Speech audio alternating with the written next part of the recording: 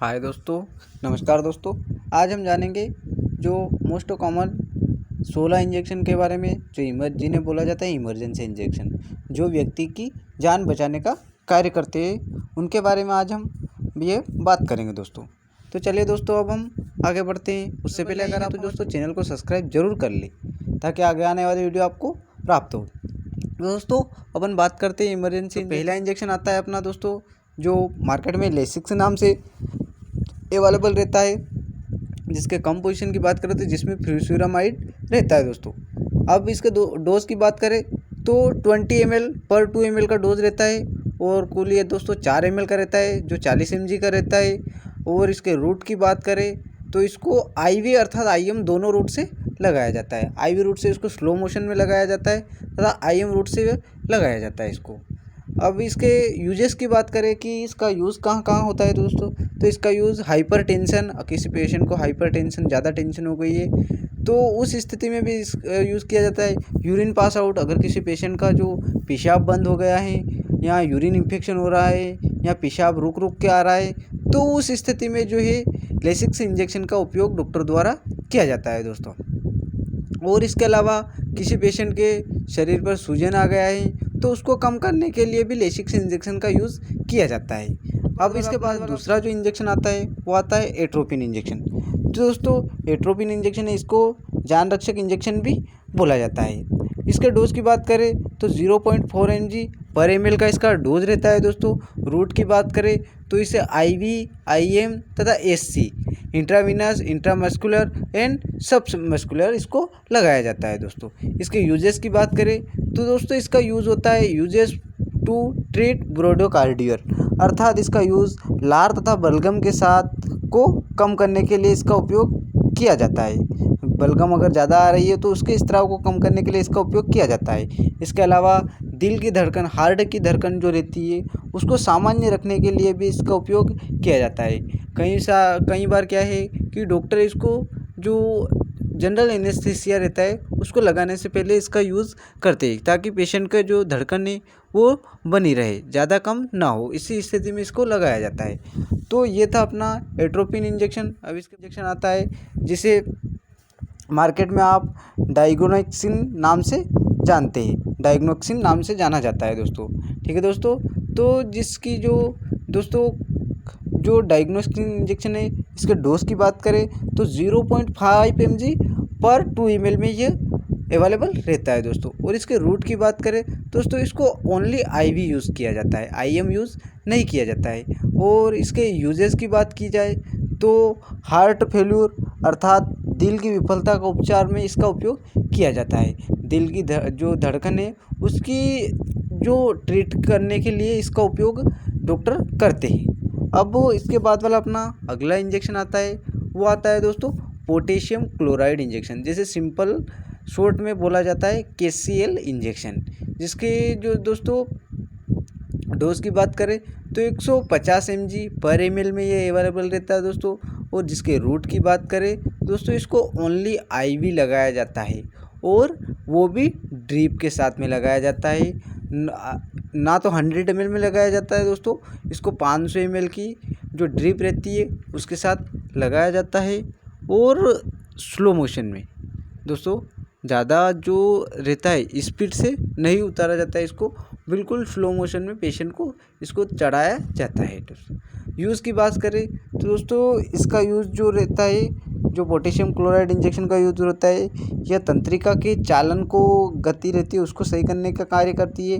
इसके अलावा मांसपेशियों में जो संकुचन सिकुड़न हो गई है उसको, मांसपेशियों को जो सिकुड़न को दूर करने का कार्य करती है। इसके अलावा दिल की जो धड़कन रहती है उसको स्थिरता, जो उसकी स्थिरता है उसको सही करने का कार्य यह करता है, इंजेक्शन करता है दोस्तों। तो ये था अपना पोटेशियम क्लोराइड। अब इसके बाद वाला अपना अगला इंजेक्शन आता है कैल्शियम जो ग्लूकोनाइट। तो दोस्तों कैल्शियम जो ग्लूकोनाइट इंजेक्शन रहता है, इसके डोज की बात की जाए तो 100 mg पर ml में ये अवेलेबल रहता है। इसके रूट की बात की जाए तो इसको IM अर्थात IV दोनों रूट से लगाया जाता है। और इसके यूजेस की अगर बात करें तो पेशेंट को अगर कैल्शियम की कमी है और हड्डियों में दर्द हो रहा है कैल्शियम की कमी के कारण, तो उस स्थिति में इसका जो कैल्शियम ग्लूकोनाइट इंजेक्शन है इसका उपयोग डॉक्टर द्वारा किया जाता है दोस्तों। ठीक है दोस्तों, अब इसके बाद वाला अपना अगला इंजेक्शन आता है दोस्तों एविल इंजेक्शन, जिसकी कंपोजिशन की बात करें तो जिसमें रहता है दोस्तों फेनिरामाइन मेलिट। और इसके डोज की बात करें तो दोस्तों ये रहता है 22.75 mg का ये एक एम्पुल अवेलेबल रहता है 2 ml का दोस्तों। इसके जो रूट की बात की जाए तो इसको IM और IV दोनों रूट से लगाया जाता है, पर IV रूट से इसको स्लो मोशन में लगाया जाता है। यूजेस की बात करें तो इसको ट्रीट एलर्जी अर्थात एलर्जी के ट्रीटमेंट में इसका उपयोग किया जाता है। इचिंग में, किसी को रेडनेस हो गया है या किसी को अगर किसी मधुमक्खी ने उसको बाइट कर लिया है अर्थात काट लिया है, तो उस स्थिति में इस इंजेक्शन का उपयोग किया जाता है। और किसी ड्रग ने रिएक्शन कर दिया है अन्य किसी ड्रग में ने, तो उसके रिएक्शन को कम करने के लिए जो एविल इंजेक्शन आता है इसका उपयोग डॉक्टर द्वारा किया जाता है। अब इसके बाद वाला अपना अगला इंजेक्शन आता है प्राइमाकार्ट 100 mg दोस्तों। जो प्राइमाकार्ट 100 mg रहता है, इसके कंपोजिशन की बात करें तो इसमें रहता है हाइड्रोकार्टिसोन सोडियम। जो दोस्तों हाइड्रोकार्टिसोन सोडियम रहता है, इसके डोज की बात करें तो 100 mg एंड 200 mg दोनों में अवेलेबल रहता है। अब बात करते हैं इसके रूट की। दोस्तों इसको IV अर्थात IM दोनों रूट से इसको डॉक्टर द्वारा लगाया जाता है। वो पेशेंट की वेट के अकॉर्डिंग कि पेशेंट को किस चीज़ से लगाना, IV अर्थात IM किस में जल्दी पेशेंट सही होता है, उस स्थिति को देखकर डॉक्टर अपनी इच्छा से लगाता है दोस्तों। इसके यूज़ की बात की जाए तो इसका यूज़ ट्रीट एलर्जी इन्फेक्शन में इसका उपयोग किया जाता है, स्किन एलर्जी में इसका उपयोग किया जाता है, और कई बार इसका उपयोग अस्थमा के प्रॉब्लम में भी किया जाता है दोस्तों। ठीक है दोस्तों, अब इसके बाद वाला अपना अगला इंजेक्शन आता है दोस्तों, वो रहता है न्यूरोबिन 40 इंजेक्शन, जो दोस्तों जिसे साइनोकोबालामाइन इंजेक्शन भी कहा जाता है। जो इसके डोज दोस्तों, इसका डोज अलग अलग प्रकार से दिया जाता है।